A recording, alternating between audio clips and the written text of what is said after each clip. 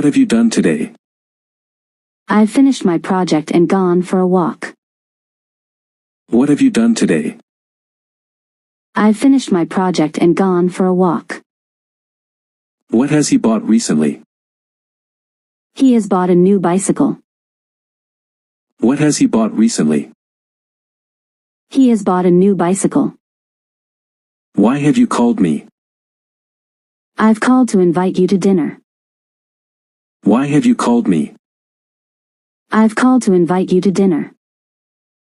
Why has she been so quiet lately?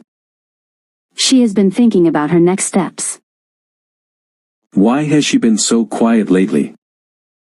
She has been thinking about her next steps. How long have you lived here? I've lived here for 3 years. How long have you lived here? I've lived here for 3 years. How long has he worked at this company? He has worked here since last year. How long has he worked at this company? He has worked here since last year.